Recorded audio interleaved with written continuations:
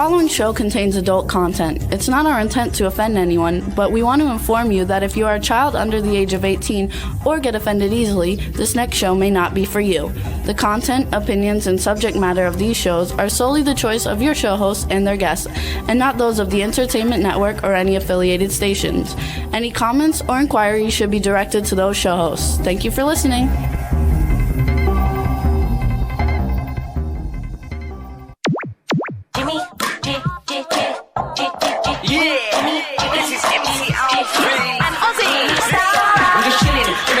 Sitting down and designing, why every man in my thinking, what are we gonna be wearing? Yo, I'm a Liverpool MC, you can't test me, big up the girls inside the party, let's get down to crazy Jimmy, big up myself and known as Alfie, the one and only, the Turkish MC. Always love the clothes of Jimmy. Bitch, I'm your wanna be, Jimmy Star, new celebrity. We'll take you out to Jimmy Star. Hey ho, what's up everybody? Welcome to the Jimmy Star Show with Ron Russell, bringing you the good times in music, fashion, pop culture, and entertainment. We got a fun show for you today. We're looking very much forward to it, but before we talk about it, let's say hi to my cool, outrageous man about town co-host, Mr. Ron Russell. How do you do? I am good. How's everybody out there? The weather in Palm Springs is absolutely magnificent. A perfect 82 at the day and 62 at night. It's heavenly. Now I love Palm Springs. Yeah, it's been great, even though they say next week it's going back in the hundreds. But the last couple of days have been fantastic. It's wonderful out. You can be outside and you don't want to die and your feet don't burn. It's just heavenly weather and makes Palm Springs look so beautiful. It's that 125 that's ridiculous. Anything over 100 is ridiculous. No, 125 is ridiculous because it's not fit for humans. You know, lizards live in 125, not humans. Yeah, so we got a really good show today, you guys. I think the camera's up too high. There's too much space on top of my head. I think so too. I thought that's good. Now you cut my hair off. Now we got to cut you back. Okay. There we go.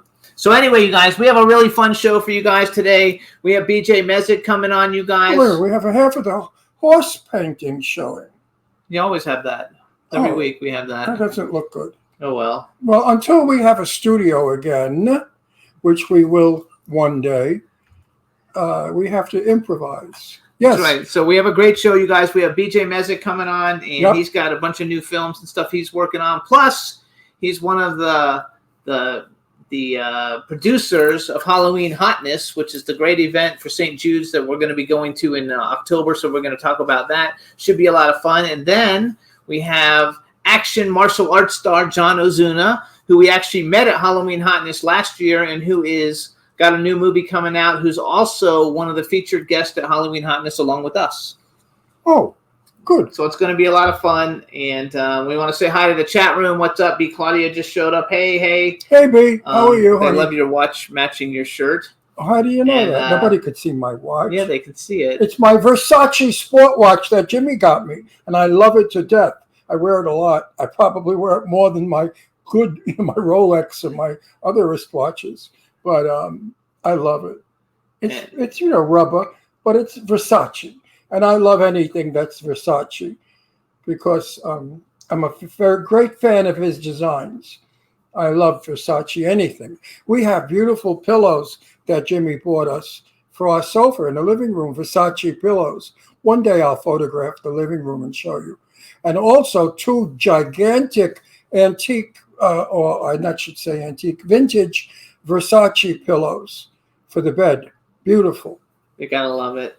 So Jimmy's good. He knows what I like. Anything Versace. The shirt that I'm wearing right now, is an original Valentino. And I bought it in 1980. I took my daughter Leslie to Italy when she was 16 years old. And I bought this shirt in Italy. So my daughter now is 54. So do the math. This shirt is as old as the hills. But it just goes to show you, if you buy really good, expensive, it lasts forever. I mean, this shirt, and it's been dry cleaned, of course, and it's beautiful with the mock underneath, make-believe underwear, yellow underwear. But look at this shirt.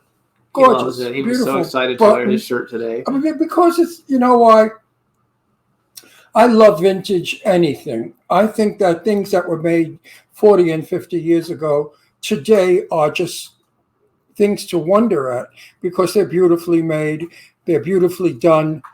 What's done today is some of the cardboard I feel. You know, we go to buy a shirt and I feel it and I say, Jimmy, it feels like cardboard.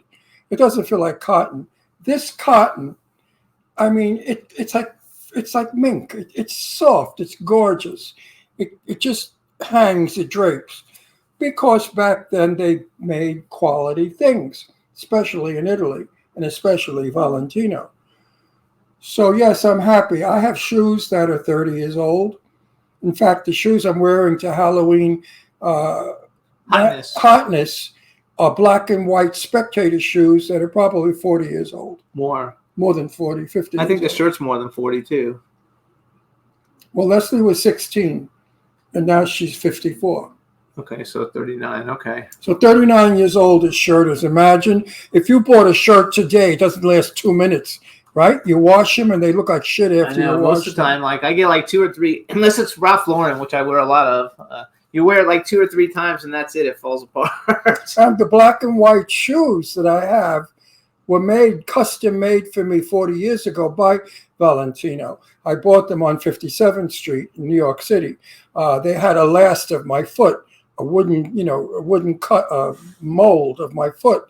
So when you go in, you order the color into what you wanted, and they made the shoe. And the shoe was $150. It's a lot of money back then. Now back it's nothing. then it was a lot of money. And I remember I had 3 pairs of shoes made: gray suede, brown suede, and black suede. And they were all made custom. And they fit your foot. And they were light. And they were beautiful shoes. The way the world is now, it's terrible. Nothing is made to last. I don't know if this happens for you guys, but like I have an iPhone and I buy it at AT&T and you finance it and it takes 2 years to pay it off. You know, you pay like $30 a month. And then as soon as the last payment's done, the phone doesn't work anymore and you got to go get another one. Same thing with my computers. Like computers, like they're good for like 2 years and then they fall apart. But going back to shoes, the shoes I'm talking about were Italian leather soles, leather heels, and the suede was the softest, most beautiful suede, like fabric. Today we buy rubber shoes for $150 to $200 a pair, which is insane. They're ugly, and Jimmy has a pair of very expensive rubber shoes, right? Whose are they by? I don't remember. I have a bunch of them. Anyway, they scuff. We have white marble kitchen floor. Oh, they're Cole Haan. Cole Haan. And I know when Jimmy's wearing them because the floor is all scuffed with black marks. The rubber on the bottom is not a sole of leather. It's a sole of rubber, black rubber. And he scuffs his feet and scuffs up the whole floor. And I don't actually scuff. I just walk, but it just comes off. You're not in projection. You're out of camera. I know. Well, I'm a little bit crooked. I don't know why. I can't move over anymore. I can't move over anymore, though. There's no room. Well, you hold it. You got to move this over. Yeah, no, well, it's fine. Anyway, you guys, so we're going to have a good show. Things are going good. Ron and I couldn't really find anything that looked appealing to us to watch on TV. So what did we do? Oh, we watched the greatest actress in the world, the best actress in the world, Lady Mary. Michelle Dockery. Right. You do that all the time. You're just so anxious to get in there. You blow what I say. It doesn't matter. Her name's No, Michelle I was Dockery. making it a mystery and then giving the name. You know that you spoil everything. You're so waspy. You're so matter of fact. You know that it was my topic, right? No, but I'm an Italian. I'm a romantic. And we do everything with romance. Okay, so go ahead and romance Lady Mary. You jump in and ruin everything. Anyway, go ahead and tell everybody about Lady Mary then. Now go screw yourself. Anyway, Good Behavior, you guys. It's on Max. If you have HBO Max, you've got to watch it because she is English and gets rid of her English accent beautifully. Does a Southern accent, does a New England accent, does a New York accent, all in this TV series. She is probably the most fabulous actress of our day. I would compare her to Bette Davis, to Meryl Streep, to any of the big shot actresses. And her name is Michelle Dockery. And you guys, the name of this program is Good Behavior. You got to watch it. There's only 2 seasons, but it is action-packed, and all the actors in it are phenomenal. And you know her from being Lady Mary in Downton Abbey, where she's quite the lady. When somebody calls her ma'am, she corrects the guy and says, "No, I'm Lady Mary," or whatever the hell she was, of wherever she was from. Now, in this series, she plays a kleptomaniac, prostitute, drug addict, alcoholic, thief, assistant to a murder. She's a tough broad. She's a cunning broad. She does all the things that we don't do. She shoplifts. She's just the most terrible person you ever want to meet, but you grow to love her. You love her. You love her as the series goes on. You're rooting for her all along. And you are rooting for her, and you feel sorry for her. She's a wonderful actress. She conveys to us everything that the writer thought in his mind. And I love the series, and it is the 3rd time I am watching it. And I am enjoying it more now than the first time I ever saw it. So please, where do you go to get it? Max. It's on Max, you guys. The app Max, which is HBO Max. You should see it. And it's called Good Behavior. Good Behavior. All right, we have to get her on our show. I'm crazy about her. I would kill to work with her. Yeah, Ron oh my God, I want to work with her so bad. I could play her father.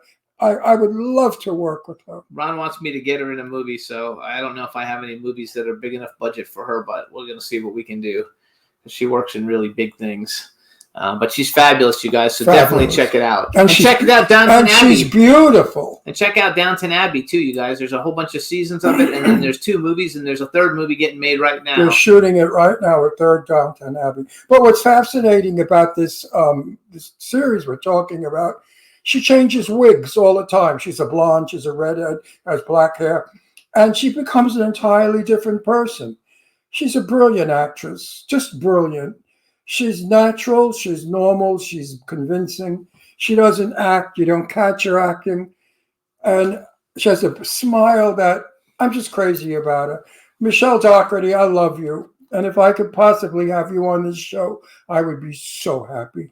And Cindy, hey Cindy. Cindy wrote also that she's watching Dancing with the Stars, and the guest Eric Roberts that we've had on the show is on Dancing with the Stars. Eric is dancing? I have to see that actually. Eric is dancing? They don't have a cue card for dancing, do they? I don't know, but anyway, you guys. So we wish him the best with that too. I'll have to watch one of them to see. Eric Roberts, Dancing with the Stars. Such a fighter. Is that he always funny? Beats everybody up, and he's a karate expert and stuff. So we'll see. Is that funny? All right. So we want to thank everybody for tuning in every week. You can hear the show on Red Circle, Apple Podcasts, iHeartRadio. We came back on the Apple Podcast charts. I don't think it's that high. We're like number 35 or something.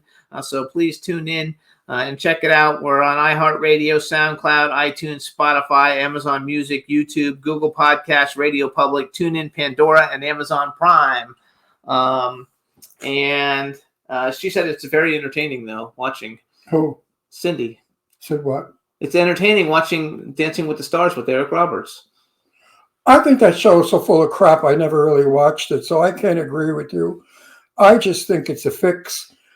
Actually, I know it's a fix because I know one of the contestants. Knew one of the contestants just passed away. It was Cloris Leachman. Cloris and I talked about dancing. I called it Dancing Without a Bra, and she laughed because Cloris Leachman was on it and she didn't wear a bra. And Cloris Leachman was quite chesty, really built. And in the interview that I did with her, I said, "So how was it dancing without a bra?" And she laughed. Anyway, check it out anyway, you guys. Most if you want to see TV it. contest shows are fixed. We know that. So now we're going to bring on our first guest. Look at Lily McLeod, how she didn't win, and she should have won when she sang Alabaster Box on X Factor. X Factor. Lily was definitely the winner, and because of politics. Because she wouldn't sleep with people. And she wouldn't sleep with one of the men that was... she got eliminated. Right, she was eliminated. So Hollywood is not always an honest place. We like you to think it is. Anyway, so now we're going to bring on our first guest. Let's bring in BJ. Hey, BJ Mezek. How are you? It's 65 and sunny here at 8,600 feet in the Colorado Rockies. I'm doing well. How are you? I'm fantastic. So 65 degrees, I think it would be colder. So how is the man that's lucky to be married to the woman he's married to have that lovely daughter? Man, I tell you, it just doesn't get any better than that. I'm blessed. I'm blessed and very fortunate to have the wife that I have and you give your lovely gorgeous wife, daughter that I have. You give your lovely wife a big hug and kiss from me. I think she's a sweetheart, and I'm so excited to see her at Hollywood Hotness. Halloween Hotness. Halloween, what did I call it? Hollywood. Halloween Hotness. So you guys, first of all, say hi to the chat room. There's people in the chat room, so say hi to everybody in the chat room. And we got Cindy, we got B. Hi guys, how are you doing? Yeah, they're all just coming in now. So people are coming in now. They already said welcome you. And so you guys, BJ, I should do an actual introduction, you guys. So now we have on the Jimmy Star Show with Ron Russell, actor, producer, executive producer, writer, BJ Mezek. Hello and welcome back to the show. I think it's been a year since you were on.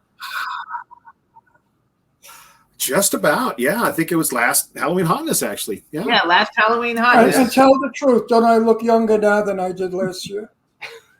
I'm going backwards. I'm not aging anymore. You know what? You remind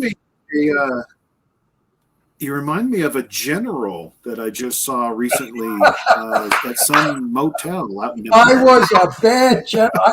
You know what? Dave Bailey came over to me and he said, Ron, you're playing it as one badass general. I said, well, how else could I play it? If I play it nice, you're not even going to know him in the movie. Everybody in the movie is ugly and mean and killery and shooting and clowny and mysterious and zombies and dead. And what am I going to play? Mary Goody Two Shoes? No, I said I had to have something for my character, so I was mean, a mean general. It was fun. I had a good time. I wasn't in any of your scenes. He's not in it. Oh, you're not in it? Everybody else was. I didn't miss you. They were in parking lots. Always a scheduling conflict. He said scheduling conflict. Hey, Joe Kelly would walk in parking lots and say, you want to be in a movie? Hey, Astro. So you guys, before we talk about, because BJ actually has a new movie that came out. But before we talk about BJ's movie, we're gonna do some plugs for Halloween Hotness, you guys. Yes, Halloween Hotness, you guys. First of all, the website, BJ has it on his screen, but if you're listening, it's Halloween-hotness.com. Wait, Jimmy, I'm going to interrupt you. Before we get into the happy stuff about this event, I'd like to talk about why. All the funds go to children, little children, who have cancer, who have illnesses, whose parents don't have the money to get the medical attention that their children need. Now imagine you out there who have children. God forbid if one of your kids had cancer and you didn't have money to get it helped or to save your child's life. What agony and torture that is.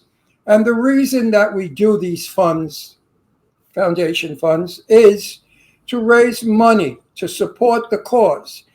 And Danny Thomas started this years ago, Marlo Thomas, his father. And it's a wonderful cause. And I'm a great believer in it. And I work for them because it's children. And children have a right to life. And we can give them life if we donate money. And that's why we're having this big masquerade party at Madame Tussauds rooftop. And it's for St. Jude's, you guys, because Ron didn't mention. He mentioned Danny Thomas. So Halloween Hotness, the funds raised benefit St. Jude's. It's a great organization. The Jimmy Star Show with Ron Russell, we're one of the small sponsors of the event. And it's a really fun event. This is our 4th year sponsoring it. And it's a great event. Now BJ has come on as kind of like the big shot. Are you like the executive producer or what's your title? Well, Brian Sykoff started this 10 years ago. This is the 10th anniversary of Halloween Hotness. Each year has its theme. This year is actually Gatsby, so I hope you have your tuxedos ready. I'll be in mine. Shelley is going to be all dolled up. That'll be fun for you. Danny Thomas famously said, I would rather have $1 from 1 million people than $1 million from a person. Yes. So that's the big appeal right now to everybody is donate. Go to halloween-hotness.com, hit the donations link, and donate what you can. We're not looking for, $1,000 from each person or even $100 from each person. Just give what you're able to, because exactly as Ron was saying, this is for children. This is for children's childhood cancer. And St. Jude's does not charge the families one dime to treat the children. It all comes from donations. That's what we're here for. It's a celebrity event. You can also click on who's going to be there as far as your celebrities. Currently, we've got Barbara Crampton. If you're a fan of the horror genre, Barbara Crampton. Judy Aronson from Weird Science. And she was in Friday the 13th. Yeah, Friday the 13th. I believe it was. Number 4, she was in. Richard Grieco, schedule permitting, has said that he's going to come. And I think. I got the whole list. There's quite a few. I have a very, very important dear friend in New York who's Marlo Thomas's best friend, and I'm going to ask him to ask Marlo, or give me her contact information, and see if Marlo will come to our event. And this is no bullshit, because I think that would be awesome. But given that Phil just passed, I don't know. So if Marlo Thomas came, it'd be great if she could come back. At least give us some sort of a shout. Somebody just died in her family. with Phil Donahue just passed. Her husband died. Her husband died a while ago. Yeah. But Marlo is a tough broad, and she's back in circulation. She hasn't collapsed and is not in mourning.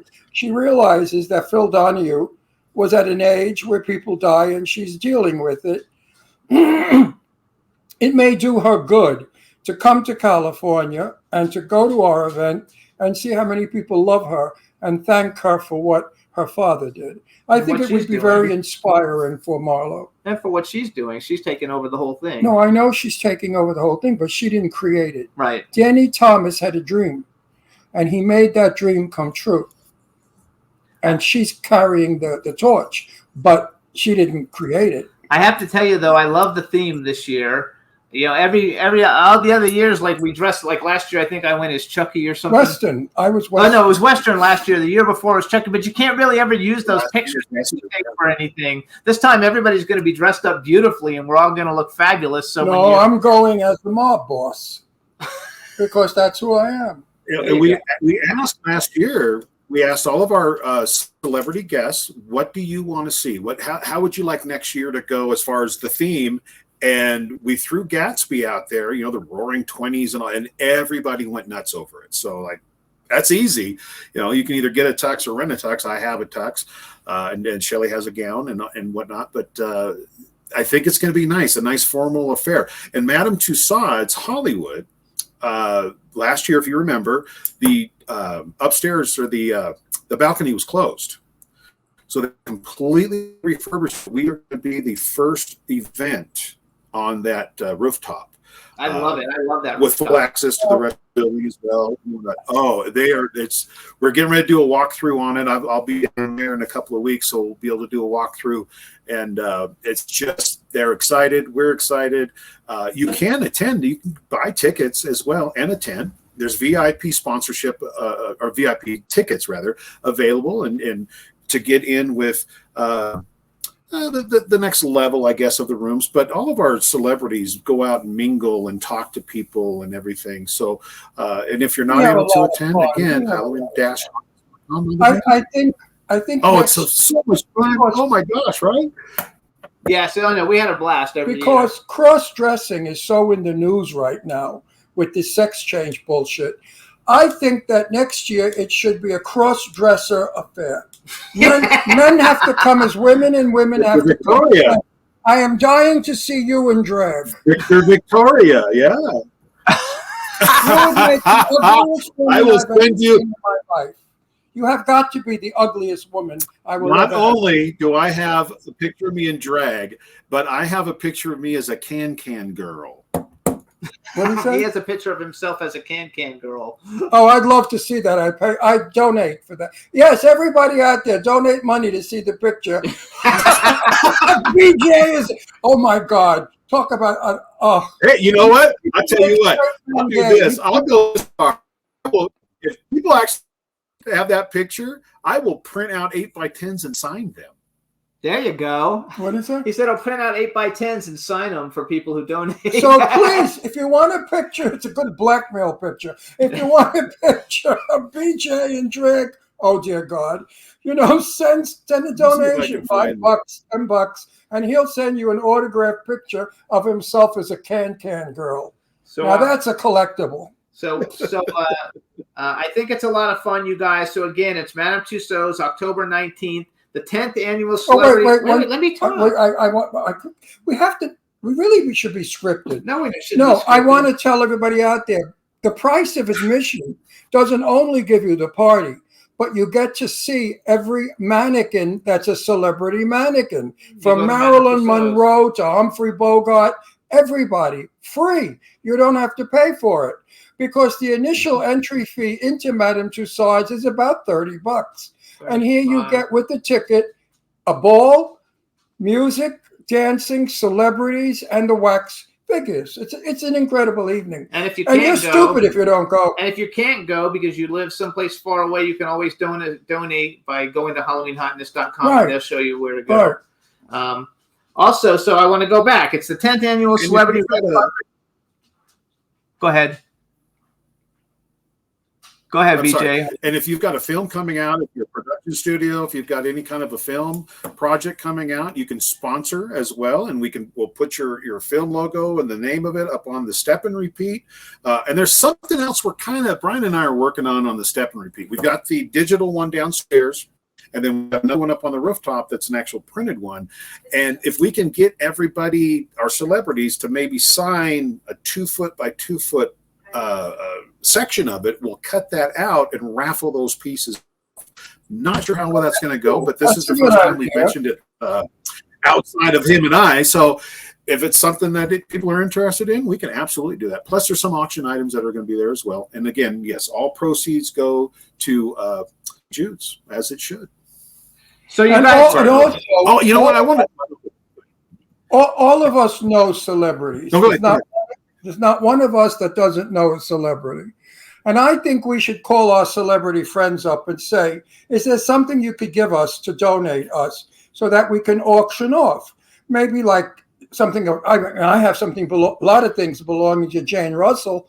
Of course, I'll never part with them, so I can't be a part of that. So why bring it up? No, only because they're sentimental. She's my friend. But I have other celebrity friends that I could get things from that I'd be happy to bring in and auction off. And I think they do have a silent auction, you guys. They got a bunch of and something else. Go ahead. I'm sorry. One other thing that we did last year that maybe the celebrity friends can do, we got a little delay, is a video shout out for a donation. And then you'll get a personal shout out from someone. Like a cameo, and then that could be sent directly to the donor. Yeah, I think that's cool. So here's the So hold it, fellas. I have to make a political statement here because I'm busting. We have to beg and scrounge around to get money to save the lives of children when our government just gave away $3 billion to another country. That's pathetic. They could have given that $3 billion to us, and we wouldn't have to scrounge around, beg, and come up with ideas to make a couple of bucks to save the life of children. So when you're voting, vote intelligently. Vote for us. Vote for we, the Americans. Screw everybody else. Vote for what's best for our children, because our children are the tomorrow of America. And this is the best charity ever, you guys. It really is a great charity. So I want to talk about who's going to be there, you guys. Some of the stars are going to be there, and actually many of them have been on have been on our show. Some of them a long time ago were on our show. First of all, they're giving a Lifetime Achievement Award to David Lynch. Twin Peaks, he's like an amazing person. Actually, people used to kind of say Ron looked like him back in the day. Then you have Doug Jones, you guys coming on. You guys know him from everything. Twin Peaks. Yeah, you know who he is. You tell me that people used to tell you that you look like him all the time. No, people say I look like Tony Curtis all the time. No. Anyway, David Lynch, you guys look him up. What else? David Lynch, I know Twin Peaks because that was such a big deal. What else did David Lynch do? Do you know off the top of your head? Dune, Mulholland Falls, and Velvet was a big one for him. Yes, he's a big director. Okay, David Lynch, you guys. Doug Jones, you guys know him from Hocus Pocus and a million movies. He's basically cool guy. I love Doug. Betsy Russell, you guys. She's from the Saw franchise. She was on our show. Devaney Pinn, Diane Franklin, Al Burke, the wrestler, Ray Wise, which Ron recently just watched Jeepers Creepers 1 and 2, so he had never seen him. Ray Wise is one of the stars of that. Kelly Maroney's been on our show. Actually, all these people have been on our show, too. Kelly. Kelly's cool. Naomi Grossman, you guys, from American Horror Stories, going to be there. She's a dear friend. I love her. Barbara Crampton from Reanimator, and she's actually considered to be, along with Danielle Harris, the female horror icon. For horror movies. Everybody wants to have a career like hers. Cynthia Rothrock, the amazing martial artist. Richard Grieco, who's been on our show. Richard's a buddy. We love him. Jill Sholin, who was in a lot of great movies. Popcorn, I forgot. Great movie. She's terrific. Big horror star. Judy Aronson, that DJ talked about before. Stephanie Estes, who's been a guest on the show. Patrick Gallagher, who I actually met at a Comic-Con a million years ago. Russell Todd, Jordan Robbins, Mackenzie Westmore. Those are the ones I wrote down because I knew who they were without actually really having to look them up. But there's a lot more, and if you go to Halloween-hotness.com, you can see. Plus, I'm sure there's more guests being added. So it's going to be a lot of fun, you guys. It's for a great cause, and we'll touch on base on it again before we let BJ go. He's not going already. I just said we'll touch on it before we let him go, but we have other things to talk about besides Halloween Hotness. So we're going to talk about what else is there to talk about? That's important. Everything that BJ's doing in his incredible career. BJ? We give a fuck about BJ. We care about his wife, his daughter. They're important. BJ, what is he? Nothing. He's a skinny little ugly guy. Yeah. He's a runty man. He looks big on TV, folks. Right? He looks like a big butch guy. In person, he's like a size 3. Yeah, I mean, right. he's about 5'2", weighs about 104 pounds, and it's like weak and scary. His wife runs the show. She's gorgeous, yeah. And his daughter's fabulous. He's like a model. His daughter's like a supermodel. How that beautiful daughter came out of him, I'll never know. Came from the wife. Meanwhile, his wife looks like Shelley. Shelley looks like Juliana Moore to me. And I fooled my friend Dave Bailey because I put on Facebook a picture of Julianne, and he said, "Gee, Ron, I'm sorry I missed her. Where was Julianne?" He really thought that your wife was Julianne Moore. And he said he called his mother and said to his mother that he was at a party with Julianne Moore. Which is funny, anyway, you guys, it's not his Shelley? Wife. Her name is Shelley. There you got go. Shelley working, right? He doesn't work, this guy. He's a bum. He sits home all day long playing with himself. Shelley goes out to work. She works 3 jobs to support him because he likes to live in luxury. Shelley works on our tram. The poor girl has to climb those steel beams to get to the tram. Then she gets to the tram and she's got this big wrench and she unbolts the nuts on the tram. That's what she does to keep him in luxury. Anyway, hi Shelley, we're saying hello. Where's my Shelley? She can come in. She might. I will have you know that I wear the pants. I wear the pants in this family, but she does tell me which ones to wear. Yeah. I don't believe. You know what? I kid around about you, but I don't believe that. Shelley has a smile on her, and I've learned that when she smiles at you in a certain way, you snap to attention. I've seen it. Don't bullshit me. I've seen her look at you and smile in a certain way. And you know what that smile means? No pussy for a month. Oh, shut up. Shelly, we love you. Where is she? Where's my Shelly? Anyway. Where's my girl? Where's my girl? So, all right, she's there, but she's not coming. She's working. She's working. She's working. Oh, yeah, she's back up on the tram? Yeah. So first of all, I want to say something. So I never buy movies ever, right? I go to movies. We go to the premieres. You know, I wait for them to come on to streaming or whatever. But you guys did a movie. You did a movie with the Mahal brothers. It's my favorite. My favorite Mahal brothers film yet. Them. It was called Arena Wars, and I actually thought that this movie was like. And a whole nother level of films. They could have had a theatrical release and people would have gone to see it. It was really, really good.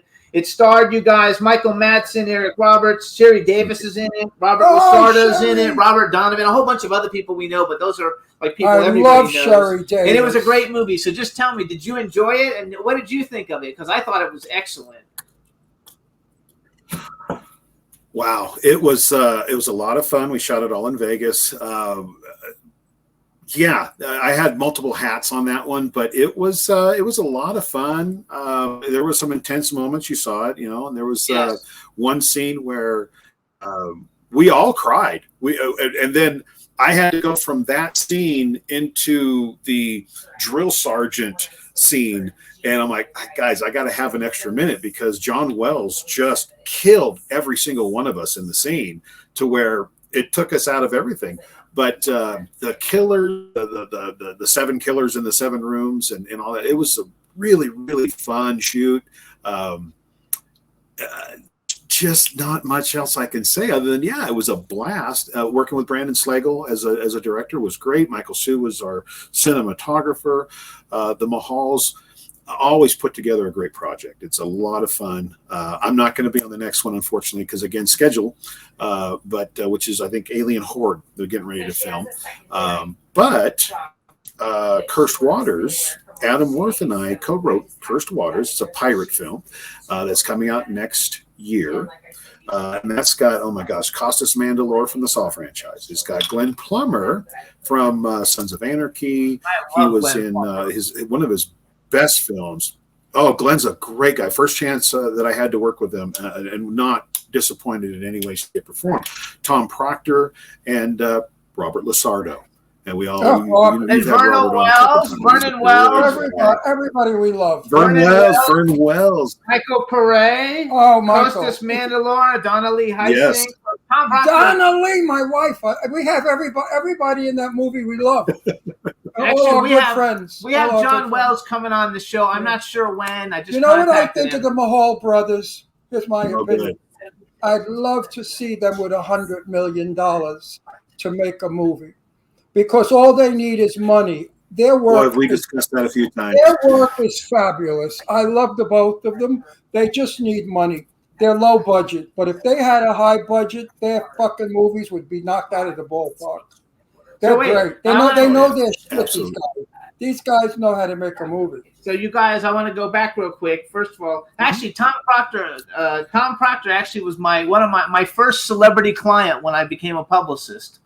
He was the person. I worked with him for like a couple of years. He's a great guy.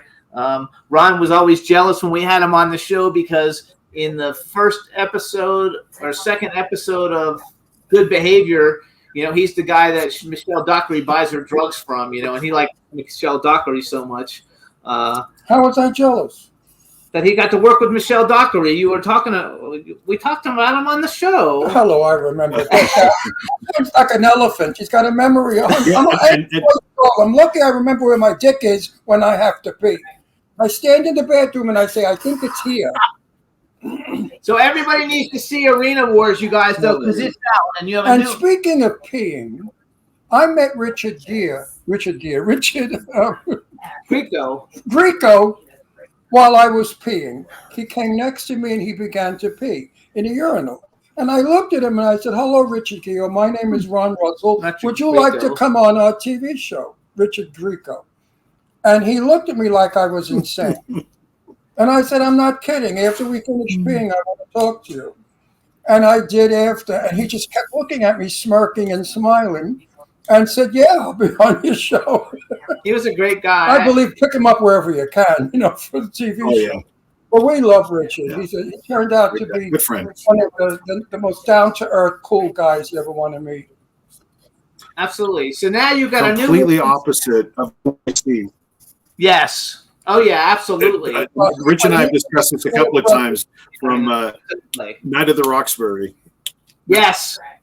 Yeah, his role in Night of the Roxbury, where he is a complete opposite of who he is, and people ask all the time, "Oh, God, is that really how he is?" No, he's completely opposite. The guy's a little down to earth and humble as you can get.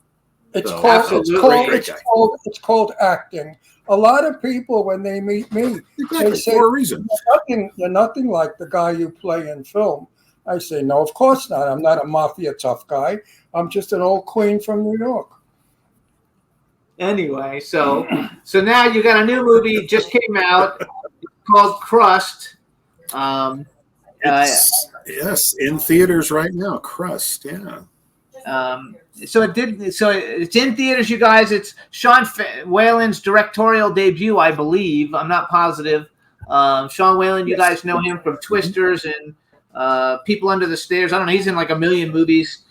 He's like kind of like a household name. And along with Sean Whalen, you have Rebecca Kennedy, Felissa Rose, who's been on the show a bunch of times. Daniel Roebuck, you guys know him. He was the Munsters and in a lot of Rob Zombie movies, and now he's just in all kinds of stuff.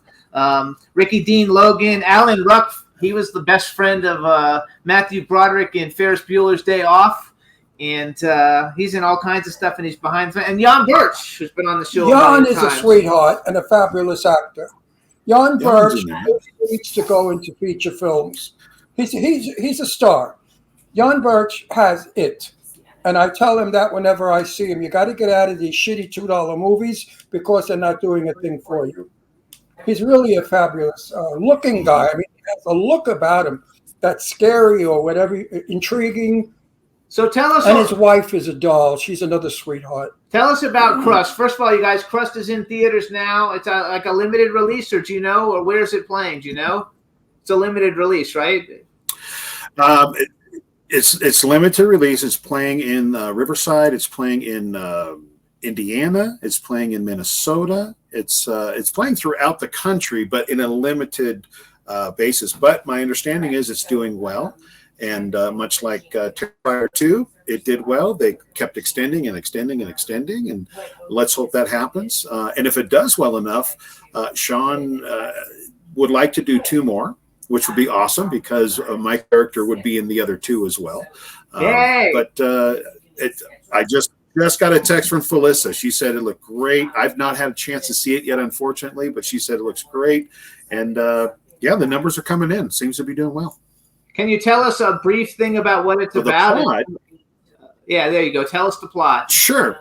So, yeah, Sean plays a out of work child actor. You know, the career, which happens. Child actors don't always move on to adult actors, so he's still living a little bit off of the glory of that. He owns a laundromat, and I don't think I'm giving anything when I say that, you grab a sock, blow your nose, throw it in the corner, or grab a sock and for other things, throw it in the corner.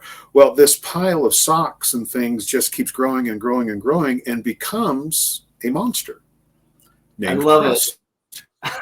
And it really delves into psychosis and mental illness, and it's dark. It's shot in black and white for a reason. And the beauty of it is we shot the entire thing inside of a laundromat. One setup. I mean, every bit of that laundromat did we use. But it kind of, gets into the darkness of mental illness and delusional thoughts and things like that. And anything past that, I think, would be a spoiler. But if you go to like Crust movie showtimes, that should give you all the theaters it's in. There was that came out in like 2017 that was a short, so make sure it's the current one. Unfortunately, we're not really competing with that, of course, but only in the search engine are we competing. I hope I have the right trailer. So here's what I want to do so we can play it for everybody so they get an idea of what it's about. So you just introduce the trailer for us. Say, this is the trailer. Hang on. We're going to play the trailer for everybody, and then we'll be back. So go ahead and just introduce the trailer. Okay. Hi, it's BJ Mezek, and this is the trailer for Crust 2020 starring Sean Mullen. Tinseltown is attempting to reboot another 90s sitcom. Randy Roberts is behind the reboot of A Baker's Dozen, but the whereabouts of his co-star Vegas are unknown. Aren't you going to do that show? Everybody who said they loved me and supported me left me alone as soon as that show ended. It's our anniversary. It's over! No more anniversaries! Excuse me, Paul? I'm Neela, by the way. Take care of yourself. Because there are a few nice people who give a shit. It just feels like I'm stuck here forever.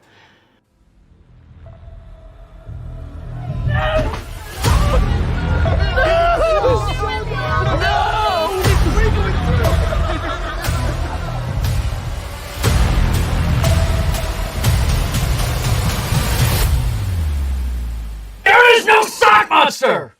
Explain this. It's a sock.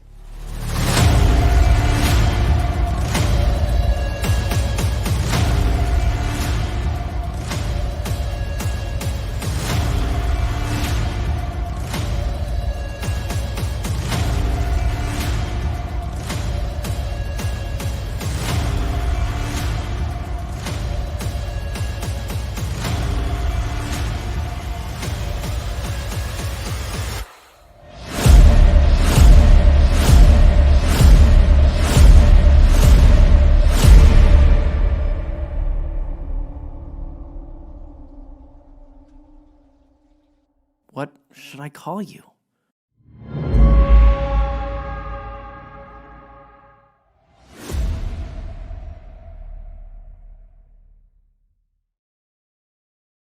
I love it. BJ's microphone is muted, but I love it. I think it looks great. The fact that you guys got a theatrical release is a really big deal, and most people cannot do that. So doing well, I'm happy, and I'm happy for everybody in it because the majority of those people have all been on our show. I think it's really cool. I also saw Charles Chudacabra. I don't know how you pronounce his last name in there, and. BJ, I want to ask you a question, a serious question. I know what your occupation is, and you hold a few jobs. Why are you acting? Wow. I actually started acting when I was 4 years old, doing local stuff in Seattle, and the bug bit. I did theater stuff, high school and grade school theater stuff, and it's fun. It's fun to play make-believe and go and live. Gosh, that's difficult to answer, but it's fun to go and play make-believe and not have to be reality for a time, and at the same time, hopefully, entertain people with the stories that we're trying to tell. It's just, we're all narcissists on some level, being in this business, so there's always that too. But no, it's entertaining. I think it's so. Out of all the jobs that you hold, acting is your favorite job. Or not? Or is it? It is. I love it. Well, I feel I didn't intend to. I didn't intend to get back into it as an actor. I came back in as a. Yeah, I know. I'm sorry. I came back in as a producer more than anything else, and had an opportunity. Thank you to the Mahals, as well as Michael Sue, to get back in front of the camera, and I did something I didn't think about. And oh my gosh, when that bug bites, it bites hard. And now, oh my gosh, I think I've got around 70 projects out there, plus more that are coming. That just, as long as people watch and as long as people I won't say as long as I keep getting good reviews, because look at that. It's sort of a hobby. You don't make a living from it because and I know your lifestyle, and you couldn't possibly unless you're getting $1 million a picture. So you're not. It's sort of a hobby. Just below that, just under. What is that? Just below that. I'm getting just under $1 million a picture. Yeah. Yes. But it's $1 million Boulevard, which is like, I think $3. I mean, I It's get like $3.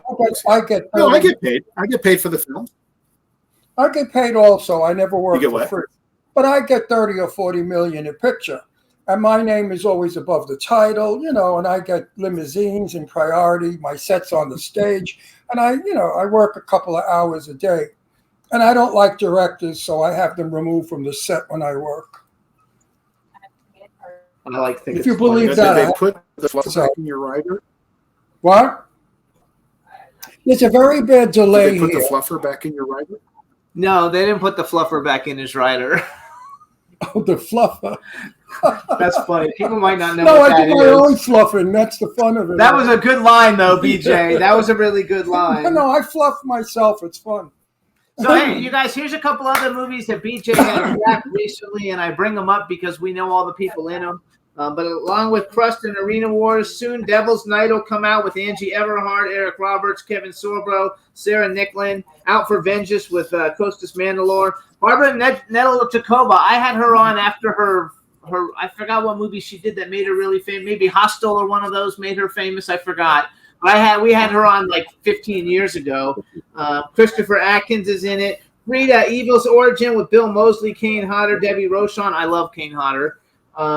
Z Dead End with Dave Sheridan, Kane Hodder, Robert Lusardo, Felissa Rose, Angie Stevenson, and John Fiore. Oh, Angie. Woo, woo, woo, woo. And then we've Two got of my favorite Cursed people. Waters that we talked about, and Alien Storm with Kevin Sorbo, Tom Arnold, Donnelly Heisting, and Devaney Penn. So you've been busy. I looked at your thing, and since you came on like last year, you have like 20 new movies, that you're a part of.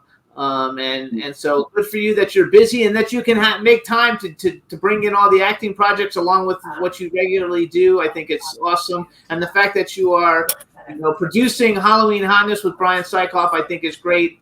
I think the event is fabulous. And Angie Stevenson is one of the sexiest women on the screen, but is not slutty looking. She doesn't look like a whore. She really is a class act, beautiful woman. I worked with her. She's gorgeous and as sweet as they could be. Dave Sheridan, I love. Dave Sheridan is probably one of the nicest human beings you will ever meet. He has a wife that has an illness that he takes care of her 24 hours a day. David is I just have the greatest respect for him, and I love working with him, and I want to work with him again. So those are people that you have to admire that I work with, because there's a lot of dogs out there, a lot of backstabbing son of a bitch who will do anything to outdo you in a scene. Not these guys. These guys play it the real way. I only like working with professional people because I'm a professional. The minute you become an egotist and it's my scene and you want to steal it, or you're temperamental or you're difficult, I'm not interested in working with you. You're not an actor. You're a narcissistic asshole. So that's. I have a feeling, though, on any of BJ's sets that people don't do that because BJ's a no-nonsense person. No. I have to say one thing. Clown Motel. I'm in Clown Motel 3. Let's not make fun of it because this one is going to be a good one. I think Joe's got it really to a point where it's high camp. Everybody on this set was terrific. Everybody was nice, friendly, helpful, and everyone worked as they should professionally and stopped doing anything when it was needed. So I was very happy to be on this set. Joe directed very well. Joe let us improvise. I didn't like a lot of lines. I thought we could change them for betterment, and we did. And it worked. I helped create a couple of scenes in the movie. Joe is intelligent enough to pick up on my experience in film. Joe Kelly is going to be a great producer one day. Director. He's on his way. Director. Director, producer. He's a producer also. He's a great director because he helps you. You can go over to Joe and say, Joe, what do you think? Also, he knows in my contract, I don't work unless we get a rehearsal. He knows that. So every time I was on set, we rehearsed because you have to rehearse to know what you're doing. You can't just go and do it and film it because if it's wrong, it's going to make the movie look like shit. So rehearsals are important. I know that producers think we don't have the money for rehearsal because of time. Bullshit. Your movies stink because you don't have rehearsal. Have rehearsals and you'll make more money, period. It's your show. Plus, it's a quick rehearsal. He does quick rehearsal. You do it 15 minutes before the scene. And it takes an extra 15 minutes. I did one rehearsal per scene. I just said to Joe, where am I going? Put marks in the road because I had to walk a certain distance to say something. I need a mark. I'm not a mind reader. You're telling me walk and say something. When? So you need to do this. You need marks. You need rehearsal. This is how I worked 65 years ago when I came into business. I came into business with the real Hollywood, and I had to learn the real way. And so let's go back because we're going to run out of time. We got to go. Oh, goodbye. So I want to come back. So you guys, first of all the different movies, but really check out Arena Wars, you guys. And Crust, go to theaters because if you go see it in theaters, if it's playing somewhere new, you go see it because that way the film can stay in theaters and do really well, and that way there'll be sequels and BJ can be in some more of them. And we really want to tell everybody to go to Halloween Hotness. If you cannot donate to Halloween Hotness, if you cannot go to Halloween Hotness, please donate. Anything that you give helps. The website is Halloween-hotness.com. It's October 19th at Madame Tussauds in Hollywood. It's right in the middle of everything. It's a lot of fun, a lot of celebrity guests. BJ and his beautiful wife, Shelly, will be there. And is your daughter going to be there too? We hope so. She's got a new job, and she's got to see if she can get the time. I had a lot of fun with her. She's a funny girl. She's fun. Yeah, she really is fun. She's really a lot of fun. I don't know how you made her. You sure she's yours? Well, I got her mom at 1-800-BABE. So, that's where that comes I got her mom at 1-800-BABE. Very witty. You're very witty. Yes, you are. We enjoy you a lot, BJ. So we want you to enjoy the rest of your camping trip up in the mountains. Enjoy yourself. Please give our best to Shelly. And if you're coming into Palm Springs, come to the house. I'll make you a pasta dinner. And we'll sit around and bullshit. We are going to be there in a couple of weeks. Okay, so come in a couple of weeks. Absolutely. I was going to reach out to you if you want to do dinner.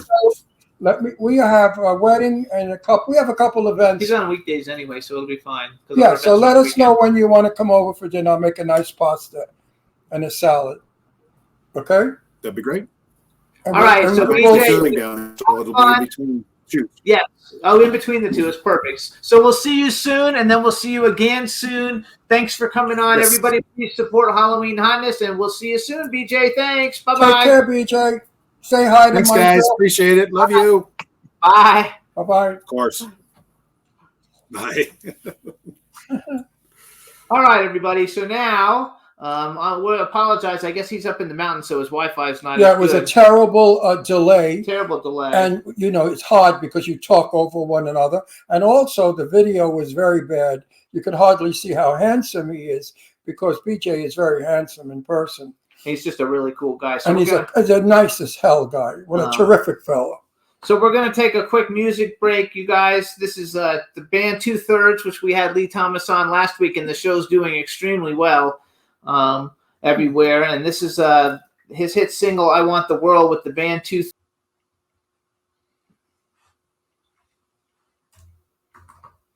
Hey, everybody, we're back. So that was 2/3. Lee Thomas, we had him on last week. Last week's show, you guys, was really good. I can tell it's a good show because we don't get that many plays on YouTube, and we got over 10,000 plays on YouTube for it.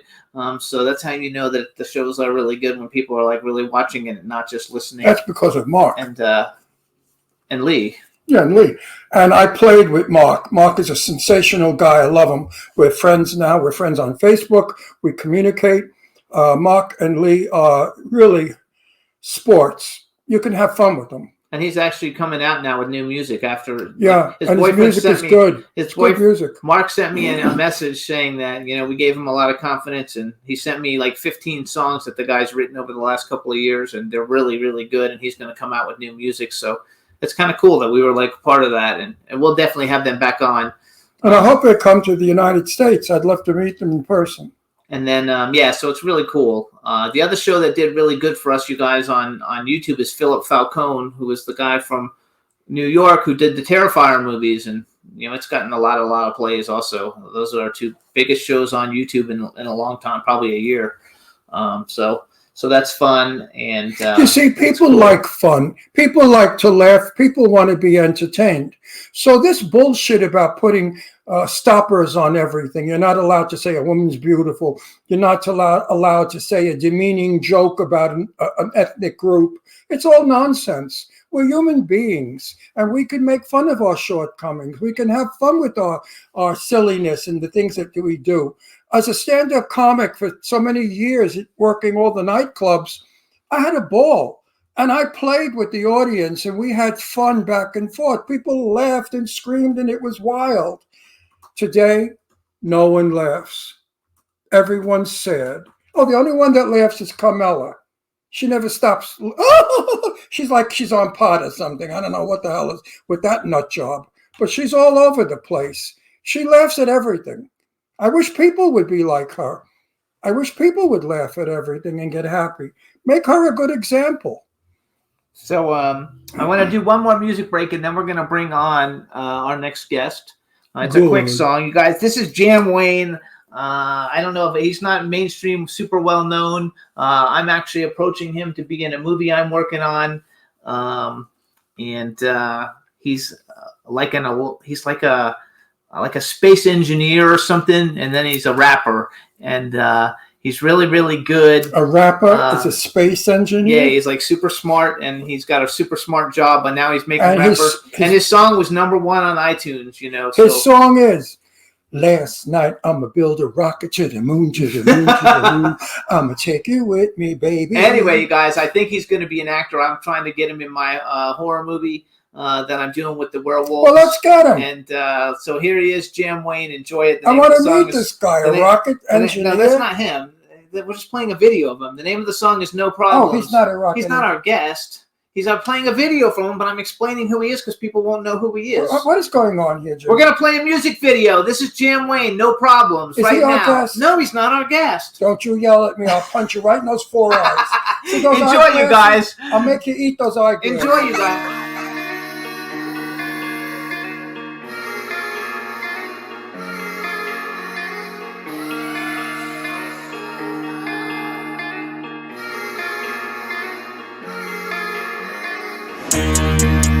Okay, I ain't even gon' flex this Sunday. I ain't even up next, but one day you gon' put this tape in, hit the replay, gon' vibe and you ride, chill to the music, feeling what I'm putting inside, dealing with your vulnerable side. This go hard and I ain't even try. Close your eye, just vibe with me, do or die for life. Really, when I ride and he drive, in me, great spirit is my Siri. Navigate through the ways of the land, demonstrate when the kneel understand. Give me grace when I don't understand which way is the best. No, God's got a plan. Throughout my life, my hands stay dirty, down the ride when it's necessary. Walk the line, I got no worries. Take my time, I'm in no hurry. Brothers die, so my eyes blurry. Another ride to the cemetery.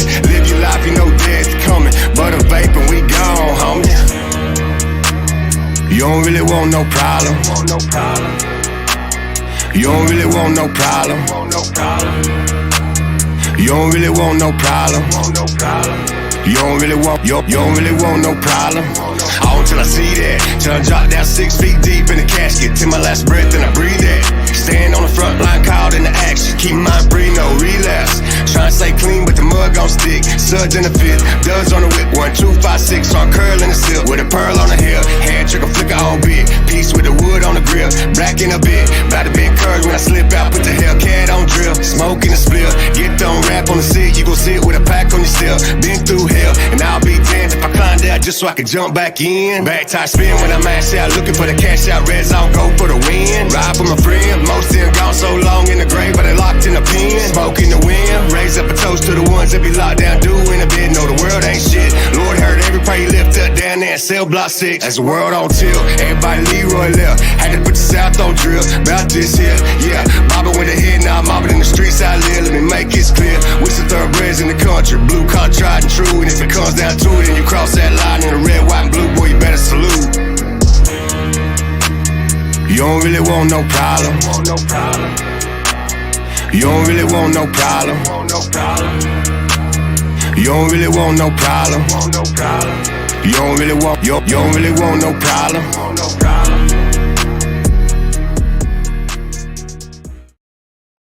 Yay! So everybody, that's Jam Wayne. The name of the song is No Problems.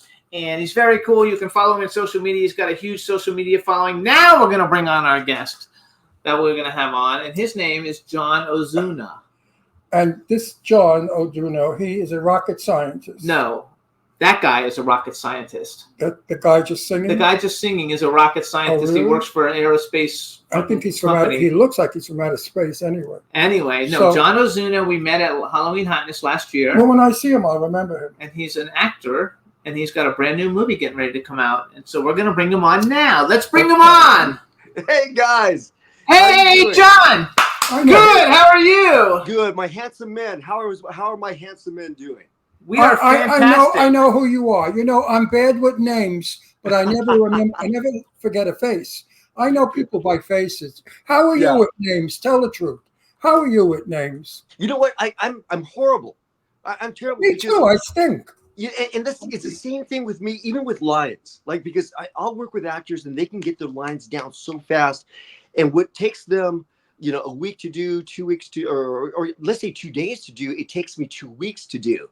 So I'm horrible with remembering names. I'll never forget a face, but more than anything, I'll never forget how somebody treats me. I go, No. Yes. You're Italian, right? Yeah. No. You're not Italian with that last name. I speak Italiano. Wait. That last your last name is Italian. Ozuna is a Spanish last name. Spanish. Where are you from then originally? Originally from San Jose, California, up north. So Because that's, anything yeah, that ends in a vowel is Italian. And yeah, that's what it sounds like. But Ozuna, it must be Italian, Spain. You're probably from Spain. Yeah, Castilian Spain. You know what, Ron? You're right, because the name is directly from Spain. That's Yeah, you're an Italian that was born in, your heritage was born in Spain. You know, everybody says that. Everybody says I should play. Hey, you know what, John? You should play gangster. You look like an Italian. You could play gangster though. You look like a Napolitan mafioso. Un mafioso, I see. From Naples, a Napolitan. Napoli. Wait, we got to do an actual introduction. Hang on, You everybody. know what? You're good looking, and all Italians are good looking. So there you go. Hey, you know what? There you go. That's a good looking people over there. I appreciate that. So you guys, now we want to welcome to the Jimmy Star Show with Ron Russell, actor, stunt coordinator, martial arts expert, John Ozuna. Hello, welcome back to the show. We're excited. Guys, thank you so much for having me back. It is my pleasure to be in your presence. You gentlemen get around. I always hear buzz about both of you. Every event that I'm at, no matter where it's at, you're there. You know, yeah, we go to a lot of events, and we see you at a lot of them lately too, which is a lot of fun. We're like shit. We're all over. So we have people in the chat room. Say hi to everybody in the chat room. Great to see you guys. Thank you for having me. Love it. Love it. Love it. Love it. It's a lot of fun. So you've got a lot of cool things going on. One of the reasons why I invited you to come back now also is because you're a celebrity guest for Halloween Hotness. We just had BJ Mezek, which along with Brian Sykoff, they put the Halloween Hotness together. You're one of the featured guests again this year. It's going to be a lot of fun. It gave us two opportunities to just talk about it a little bit. Did you have a good time last year? And was last year your first time? Yeah, 100%. You know, I love going over there. You know, just supporting Brian and his anything that has to do with, you know, St. Jude's, you know, anything that has to do with, you know, supporting children that are in a difficult situation and their families. I'm there. I'm all over that. because that's what life is about. Not getting, but giving back, and anything that I can do to facilitate, some kind of help, I'm there. And the event is fantastic. If we don't do it, who's going to do it? The government? The government don't give a shit about children that are sick. No government has. I don't care, because we wouldn't have to beg for $1 if the government would give St. Jude money. It's children. Those children will be the Americans of tomorrow. Yeah. And if the government was smart, they would fund them. Yeah. Well, I mean, Ron, you're right, because we're investing in our future. That's our future right there. That's our future. And who knows, among that population could be the next superstar, the next inventor, the next, who knows who? Yeah, who knows? Somebody, so it's gonna benefit us, and it's our duty. And their children. My daughters are grown women now, but when my children were young, and I raised my kids alone, by the way. Wow. And I worried about them when they would go out to play, or if they had a cold, or if they got sick. Yeah. And luckily, I was in a position to get medical help. But could you imagine being a parent and your child is ill and you don't have the money to help your child, and you know your child's going to die because you don't have money? My God, what a curse that is. What agony and torture for those poor parents. Yeah, 100% right. And just, I even myself, because I have my daughter lives in Glendale. She's part of the industry. She's a professional makeup artist. So, but and she moved, it's been like 5 years since she's moved to Glendale. And, but my heart is still so connected to that girl. I love her to infinity and beyond. And, and whenever she's down or whenever she's sick, as a parent, we feel it 10 times more. Oh, yes, absolutely. You bet. Ron's daughter drove cross country a couple weeks ago, and he didn't sleep for 5 nights. 4 nights. 4 nights. Yeah. Oh man. Yeah, exactly. Because that's what my daughter does. She'll be like one of the lead makeup artists for whenever they have Hallmark conventions, 90s con, 80s con, 70s con. So she's out there and she's doing all the makeup for all the celebrities, but she's traveling to the East Coast, and I'm just like going, please let me know. Let me know when you get to your layover. Yeah, let me know when you get to your hotel. And I can't sleep. My daughters called me every stop of the way. When they fly, I'm nervous. I worry about it. I'm only happy when they call me I've landed. Exactly. These two crazy broads, my one daughter, Deirdre, is moved to Pennsylvania. And she rented a U-Haul and had them load the U-Haul with all her shit. And the two of them got into the truck and drove it cross country. Wow. My daughters never drove trucks. So I was terrified, worrying that they were going to be raped, robbed, or in an accident. Yeah. Because they're very beautiful girls. They're feminine, gorgeous girls. And to put them together in a truck, I'm sure a lot of people on the road were saying, wow, what was that just drove by? Exactly a redhead and a blonde. Yeah, exactly right. And just we can't help but worry about our kids, and you hope that they're capable, but they could only do so much. They could only do so much. So it takes a lot of times it takes a dad just to be around the corner. Absolutely. Well, that's why St. Jude is so important, because it helps children when parents cannot. Yeah.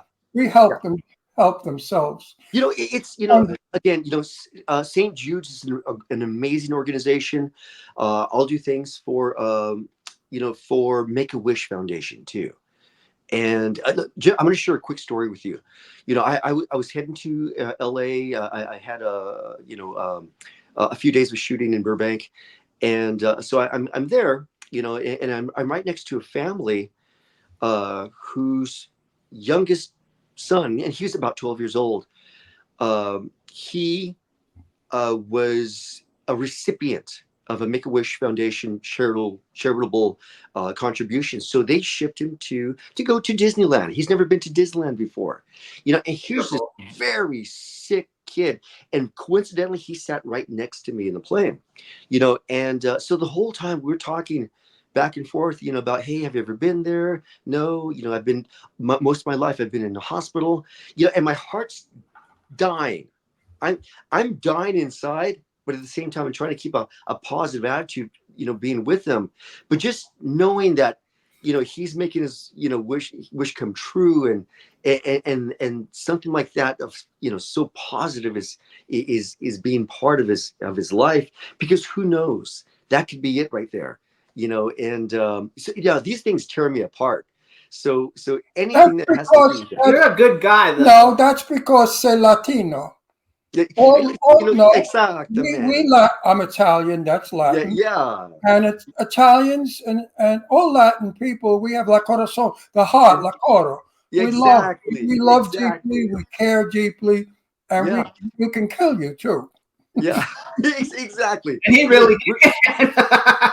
I kill everybody in movies. I'm forever killing people in movies because I play a tough mafioso all the time. In fact, I have a couple of movies coming up where I'm playing a detective. That's a switch. But so I have a question for you. First of all, go ahead, bro. So like, how long have you been doing? So I'm a martial arts. I'm not a martial arts person, but I'm a martial arts movie fanatic. My favorite movie, probably of all time in martial arts, is Best of the Best. I've seen it like 500 times. Excuse me, I have to interrupt. Martial arts. The other day, he was on the bed tying his shoe. He fell over on the floor. Okay, I have a bad knee. That's how much of a martial arts. No, but I love the movie. And Best of the Best, I think is like one of the best movies ever done. It's not so much martial arts as in fighting, because it's about competition. So it's not like you're just beating up people like Jason Statham or something. But like, don't you ever mention Jason's that's his favorite. So without standing at attention. So Jason is my guy. How long have you actually been doing martial arts? For me, I mean, it's been most of my life. 43 years of my life has been dedicated to training martial arts. 42 years of my life has been teaching martial arts as well, relaying the information, sharing the knowledge. I have had a long history of competitive full contact fighting. So I've competed all over the United States. I've competed on the USA team. And it's just like the Olympics, because you have to, there are trials to make the USA team in order to qualify for whatever competition you're going to. But I competed in Spain at the European Championship. I competed in Taiwan at the World Championships. So I've pushed it and tested my abilities to the most infinite levels. But 43 years of my life have been dedicated. What it's done for me, I mean, you can go down the list of health, fitness, and self-discipline, and focus, and dedication, and commitment, and da. You can go all the way down the list of things that one absorbs from that. But it's what you give back to the community is what makes you a true martial artist. Let me tell you, I was in Spain. I was on the USA team. First fight, knocked the guy out. 15 seconds in the first round, knocked him out. And I'm thinking, okay, I'm seeing my lineup. We're all kind of checking each other out, and I'm handpicking. I'm going, okay, that guy, okay, he's good. He's good. He might be tough. That guy, okay, I'm going to have to watch him. This other guy, piece of cake. Take him out. I'll take him out in the first round. The guy that I thought was easy, he was so modest. He was so self-involved and just he didn't showcase himself at all. But when it came time to fight, this boy turned it on. And he's a guy from he was from the Irish team. And Irishmen, oh my goodness, they're tough men. They're tough fighters. Yeah, they're fighters in general. Holy crap, man. He taught me a valuable lesson not to underestimate anybody, because I won, but by a narrow margin. He took it to me, and I was shocked, and I'm sure, whoa, where did this come from? And from that point on, everybody was the best, and I had to live up to being better than what I felt was the best. So yeah, it's been one time I was in a restaurant, and this 6'4" muscle-bound big monster of a guy decided he wanted to fight with me. So he got into the fight position, and I walked up to him and I said, "Tongue kiss me." And he said, "Okay, let's go to dinner." Wait, I want to take turn that. So then how did you turn I'm doing that for 40 years into now starring in movies? Like how did you make that transition? So again, almost like, I mean, my inspiration to even take martial arts was Bruce Lee. That was our generation. Right. So Bruce Lee made this huge impact in Hollywood cinema, and he changed the world. And so, and I remember the first time I saw him, because my parents, took my brother and I to a drive-in theater, and we watched a Clint Eastwood spaghetti western. I think it was like The Good, Bad, and the Ugly. So I'm all of maybe 6 years old. My brother and I were in the back seat. We're driving away, and anybody that knows drive-in theaters, there's several screens. It's not just one screen. Right. So as you're leaving, I'm looking at back in the back window, and I'm looking at all the different movies that are playing. And then I see this one screen of this one guy flying through the air, doing all these amazing movements, charismatic, beautiful body. I'm going, whoa, what's that? So I begged my parents, I want to see that. And sure enough, we saw every Bruce Lee movie, and that changed my life, because at that point, I knew who I wanted to emulate. Because what we do is we imprint ourselves in our heroes. We envision ourselves. Oh my God, who's that? Who's that? That's Astro. Yeah. It's different. When I used to go to the drive-in movie and I was in the back seat, I never watched the movie. Hi, Astro. You were 6. So wait a second, I was about 7 or 8. I started young. How did you turn that into, though? Like, when did you do your first movie? When was your first movie? So what happened is I competed in Long Beach. So I competed at the Long Beach Internationals, which is well known for Bruce Lee being discovered at Long Beach. And a producer of a film saw me. I took first place in whatever division I was at. And they approached me and said, "Hey, do you think you could do that stuff in front of a camera?" I said, "Yeah, sure. What were you thinking of?" And then he went into the description, and then lo and behold, we did just kind of a rough short film type project, and that, like the way it always happens, that leads to another opportunity, and leads to another opportunity, and it just grew from there, and it's, I've always had the desire to take it to a higher level, because I can make money at it.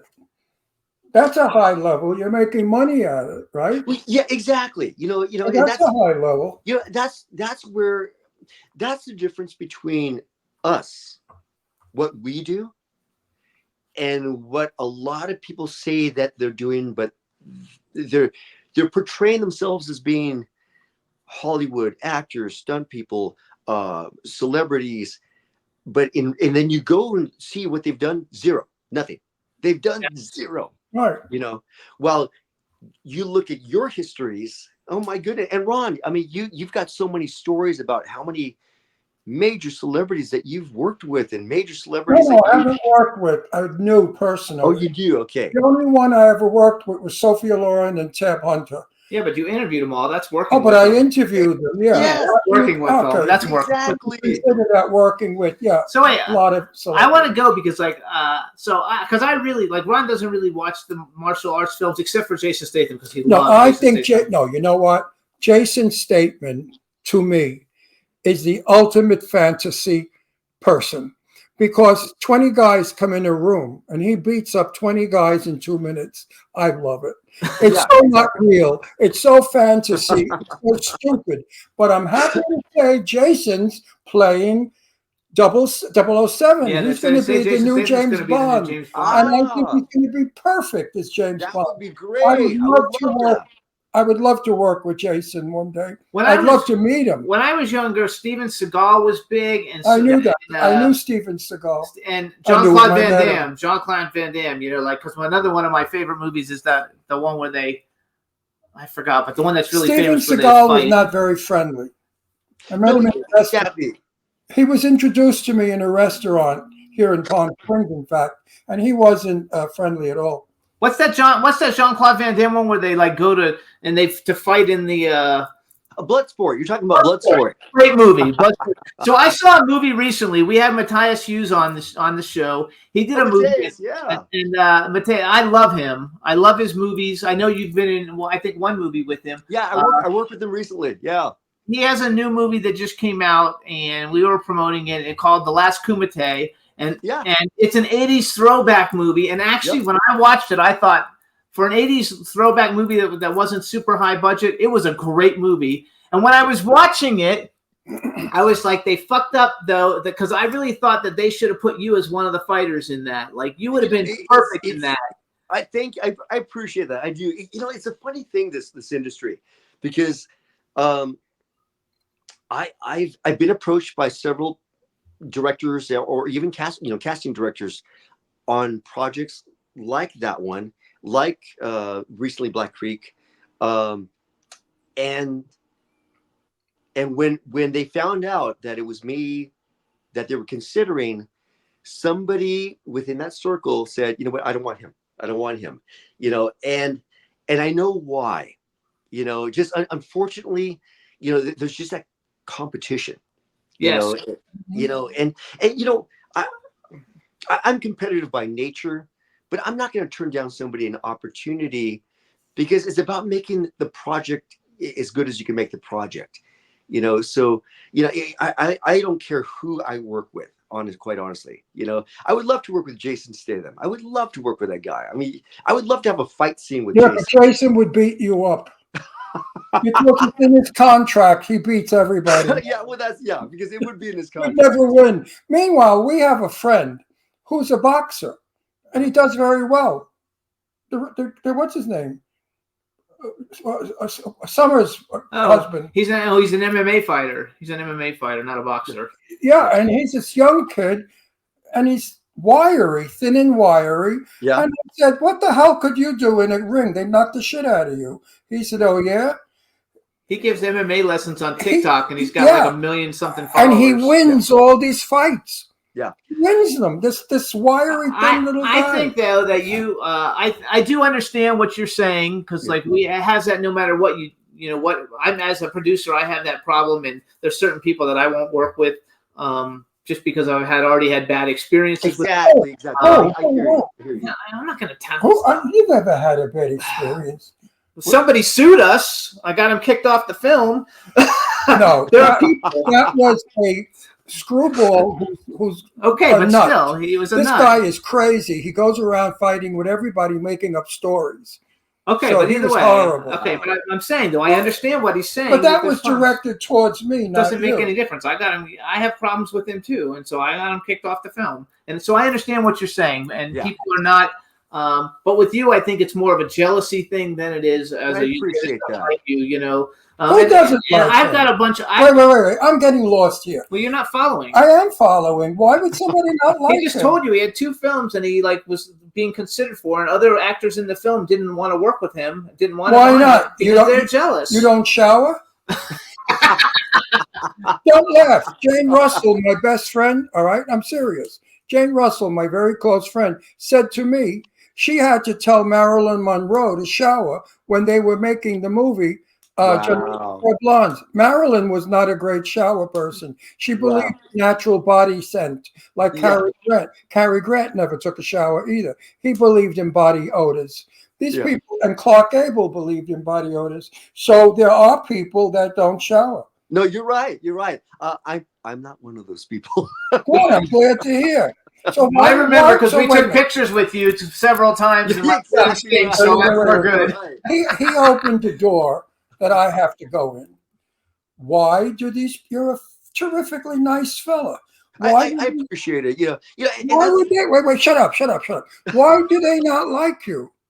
Well, again, it's never discovered. So, I'll and again, casting directors, I'll contact them and say, hey, John, we really want you for this role. It's gonna be great. We'll need to get the final approval from whomever, whatever, basically the lead of whoever's in that, and they'll give us the final approval, and then we'll greenlight you, and then zero, nothing. So I'll go back and say, hey guys, but have you heard anything? I can't believe it. And then completely ghosted.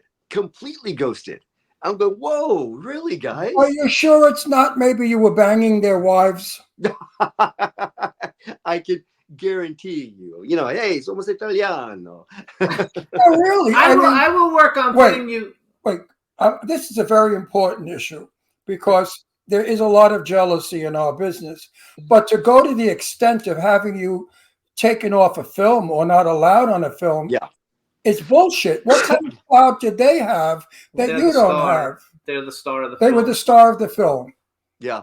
And they thought that you were taking away from them. They just don't want you to take away their scenes where you and outshine them. Yeah, exactly. I mean, it kind of amounts to that, because they want to be this. I mean, I know the game, but for me, this is my thing. I am so happy that I'm in a career choice of storytellers. I am so honored to be a part of this amazing circle of artists and creatives and just freaking beautiful talented people. I was gonna say Italian people. I thought that for a second. I thought I heard that coming out. People. But I also like being around the screwballs. Yeah, I love it. Screwballs, Yeah, I love it, and I will do it for as long as I can. But and I'm here because I'm willing to work with anybody. I don't care who it is, and I've had some bad experiences on set. I have people who want to fight me on set, because they're no, stop. I think you're making all this up. No. Who wants to fight with you on the set? So I'm going to give you an example. So why would they want to? He's giving you an example. No, you must be a mean son of a bitch in person. No, man. So this years back, I'm on set. We're in between takes. We're doing a fight scene, and they're resetting up the cameras. They're trying to hit a different angle. So in between takes, one of the guys comes up to me and goes, hey, John, could you show me a little bit of what you're doing? Could you show me this a little bit? I said, sure, I'd be happy to. So, when the guy does this is what we do. And I could tell, how you feel somebody watching you? So you feel this person all the time they watch me. Yeah, I know that. All the time. No matter where I go. No matter where I go. That. But so he interrupts and gets right in between us. He goes, hey. You're doing it wrong. You don't know what the hell you're doing. I'm going, whoa. He's asking me a question. He's not asking you a question. He goes, let me show you. So, it's this thing that you kind of connect hands and you circle through the hands and you do that sort of thing. It's a Chinese martial arts. And so I'm here with the guy that's challenging me. And I'm doing this. So the guy that asked me the question over here, he asked me a question. So I'm here and I turn my head to ask the question. And this guy slaps me across the face. No. He goes, boom. Get out of here. And I said, like, what the hell was that? He goes, you see, you're not good because you should have known that was coming at you. Oh. He goes, well, let's go again. I said, okay, let's go. Da, da, da, da, da. We're doing our stuff, and again, the guy asked me another question. So I look over and I could feel him trying to slap me again. Boom. So I block it. And he tries to hit me again. Boom, I block it. And then block. And I said, hey, buddy, are you done? He goes, well, you're not that good. And then he just attacked me. So, and I had enough. So, so I did what I needed to do. And then the director comes in. Hey, whoa. What the hell are you guys doing?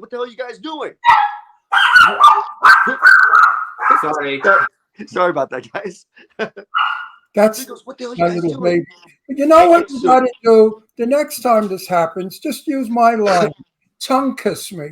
And you watch how fast they stop fighting and they go down on you. I think one thing too is the fact that you're really good at what you do, but you are not. You're not 6'2", no person. You look like a normal person. No, people probably, if they didn't know what you did, would have no idea that you could kick the shit out of them. And so I think sorry that you have this and I'm not trying to. Right. I know. You're literally one of the nicest guys I've ever met. Like, you're so incredibly nice and gracious. It's unbelievable. You see, I have to be careful. I appreciate it. I have to be careful on a set because I have a very weird sense of humor, crazy sense of humor. And one time somebody was not nice to me on a set, and he said a few things I didn't like. And I said, the next time I'm in your mouth, I'm going to pee. We get themselves in trouble. And I get in trouble.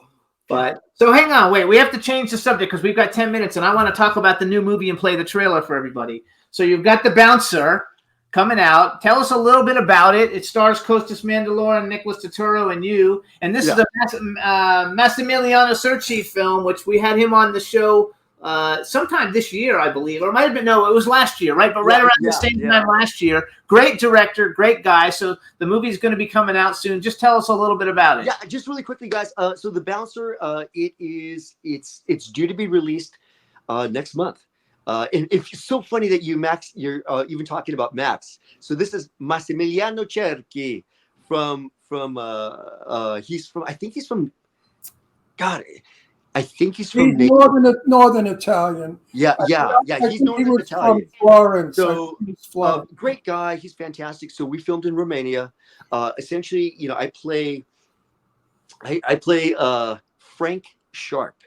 That's my character name. It's a lead role in this movie. I play a guy that from the United States. He gets into some trouble. He's out protecting a lady. And in the process of protecting this lady against somebody's trying to hurt her, he kills him. And so he's on the run. So he flies over to Romania to try to build a new life, escaping from the law, and he finds himself in the same sort of trouble over there. But except it's with the Russian mob. So tell us no more. Don't give away the plot. It sounds interesting. Yeah, exactly. I like the intrigue. Leave it with intrigue. So how was it working with Costas Mandylor? Because we met him last year, at this time last year. How was it working with? He's a great guy. He's very nice. Let me tell you, Costas is a class act. Yes, he is. He is one of the most talented actors I've ever worked with before. I've worked with him in two different projects. But when he brings a role, he and I, we'll sit down and we'll talk about the scene, and we'll, and he's got this very gruff voice, and he calls me Johnny. He goes, hey, Johnny boy. He goes, come here, Johnny boy. When we do this scene, if you feel that you got to push me around a little bit, you push me around a little bit, So, I mean, he's just so amazing. So amazing. And for anybody that knows him, he's mainly known for the Saw series. He was in Saw 4, 5, 6, 7, right there. The one that's going to come out in October. Yeah, exactly. And he's worked with Jack Nicholson. He had this amazing scene with Jack Nicholson, just between him, just amazing dialogue between the two actors. Multi-talented, great guy. I'm just honored that I had a chance to work with him. Yeah, we liked him a lot. We liked him too. So Juan's our engineer. Juan, we're going to play the Bouncer trailer. You introduce it, Juan. You introduce it, and then Juan will play it. You hang on, and we'll be back after it plays. Yeah. So for the trailer, this is what we have. It just came out, and it gives you kind of a good crossover between what's happening with Costas Mandylor, Nick Turturro, also of NYPD Blues there. Gerald Okamura is also in this. He plays my former teacher. So it's just great stuff. There you go, everybody, The Bouncer. Okay. Can you explain to me what the hell I just saw? Every week it's a new one, okay? If you stick around here long enough, you're gonna see that all the time, and you're gonna learn to look away.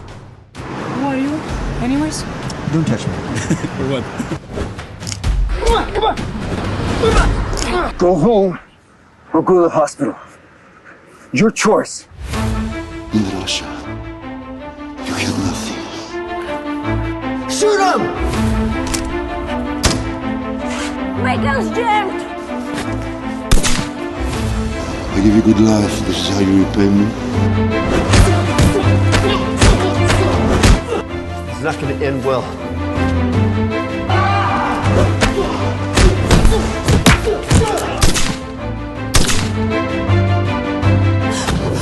Do you know how to drive? No!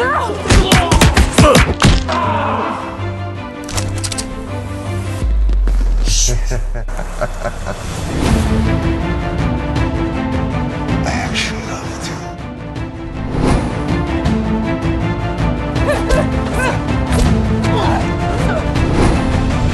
You know nothing about life. She's gonna need an operation as soon as possible. How did he keep finding us?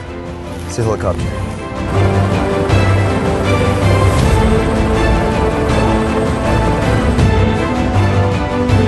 Shoot!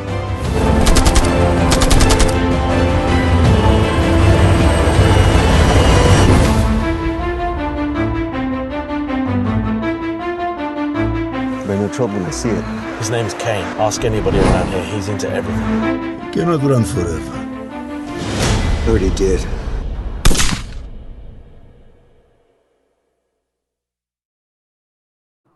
Go home or go to the hospital. Your choice. This looks like a good movie. This is a movie I definitely will watch. The acting looks good. The photography looks good. And you look good. I like when you beat up the three guys again. You're hired. You've been casted. I would have just kicked you in the balls and knocked you right out. I wouldn't bother with all that hand shit. Just one swift kick right in the nuts. You're out. No, I think it's fantastic. It looks really good. It's a good Congratulations. film, and you look good in it. And you got second billing, so good for you. Absolutely. You know, second billing is a big deal. That's co-star. And pretty soon, when people know more people know who you are, you'll be on the top billing. Yeah. And you have another film you did with Max Searcy also, Andromeda Wars, and that one actually has Matthias Hughes in it. Exactly. Lionel Michaels, we know, Robert Donovan, Chuck Liddell, and that's also got Nicholas in it. And that one is that one finished shooting? No, you know what? They still have a little bit more to go, and but it's due to come out hopefully next year.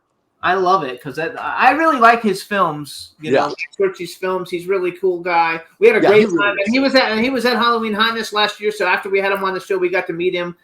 So it was a lot of fun. But I think you're gonna kill it. I'm producing a bunch of films, and when I have something that fits for you, I'm gonna come to you because I would be rather have you than somebody else. Yeah, yes. The scene we're gonna shoot. You're in a nursing home. I'm in a wheelchair. Right? I'm old and feeble. And you walk by and you say something I don't like, and I jump out of the wheelchair and I beat the shit out of you. I start kicking you in the face. I start beating you up, and then you fall down and you say, no more, don't hit me again. I say, watch it. And I kick you right in the mouth, and your mouth starts to bleed. And I said, now go home to your mother. and scene and cut. Cut, print. I have a big werewolf movie that I'm like working on that has some like badass military guys and stuff in it, and we're not financed yet, but when we get there, I'll see if I can find a way to. But it's terrible how I'm only playing old bags now. At 84 years old, they think I'm old, and why they cast me as grandfathers and fathers and old men, I'll never know. You know, I don't. You're missing an ingredient: handsome older man. Handsome. That's what it is. No. But why do they cast me always as an old man? I don't get it. I don't get it either of it. I'm so young in spirit and energy. He is, though. He just played his, like a year and a half ago, he played his first grandfather. The movie hasn't come out yet. He played a grandfather, and I forgot about that movie. And it's General Milan, and he's got I've got 3 movies coming out. That's right. I played Nice. That's great. I played a grandfather with a piece of ass for a wife. I mean, I thought it was a joke. No, this actress I love and adore. Dawn. Yeah, Donna Lee Heising. You probably Donna know Lee her. Heising. Yeah, I've seen her around. I mean, she don't look like a drag queen. Nobody does. So, wait a minute. They told her, tone it down. You're Ron's wife. He's old. You're supposed to be old. So she toned it down. She had a big wig with a big fox wrap thing. She looked terrific. She looked terrific, but she didn't look like an old lady wife. She still looked like Dawn. And I love her. No, and she's great. We had She's such fantastic. fun. We had such fun on the set. We really did. And then there was a scene where we're in a car and I'm driving and I'm sliding on the ice, and she has to scream. Well, the camera was in the back, and I decided let's make it real. And I kept doing this with the wheel and the car, and she kept banging and screaming. For real. Screams. She was really screaming. She was terrified that we were going to kill ourselves. So I haven't seen the scene yet, but it's going to be as real as can be because she was really scared shit. You see, you're a damn good actor. Oh, he's a good actor. Yeah, he's a good actor. And I'm a good producer. I've been doing it for 65 years. Oh, wait, we're out of time, though. We only And have then when I was 30 married to seconds my left. wife, I was acting. I may believe I was straight. So that was a big performance. So you guys, 16 years of playing straight is a big job. So you guys, The Bouncer's coming out next month. Please check it out. You can follow John on his Instagram. It's John@John_Ozuna. And you can follow him on TikTok. It's @JohnOzuna195. Why did you come up with that with the 195? That was their thing. Well, it came up. So follow him on TikTok and Instagram. Check out the movie, The Bouncer, when it comes out. We look forward to seeing you at Hollywood Hotness. If you need anything before that, you let us know. You got it, guys. Guys, thank you so much. It's been an honor. Ron, you are one handsome devil. And Jimmy, you're even better looking than that. Thank you. We're all right with that anyway. I'm okay playing second fiddle. He's gorgeous. All right. Thank you so much, John. We'll see you in a month. Bye-bye. See you in a couple of weeks. See you in a couple of weeks, baby. Hey, everybody. Thanks so much for tuning in. We'll Yes. see you guys next week. Bye, everybody. Bye-bye. Thank Have a you. wonderful week. Everybody loved him. Healthy. Can turn out to be so wrong. Yeah, we in the mix. Yeah, we in the mix. It's another episode. Here we go. The Jimmy Star Show with Ron Russell. Interviewing the hottest, newest, and truest of today's celebrities. Make sure to subscribe so you can get notified weekly. Jimmy Star, he's the king of cool. Ron Russell, he's a gorgeous dude. Chat room is live and you would be a fool not to vibe with us at the Jimmy Star Show with Ron Russell. Come watch it live on W4CY Radio. Miss some past episodes, download on iTunes. The Jimmy Star Show with Ron Russell. It's the Jimmy Star Show with Ron Russell.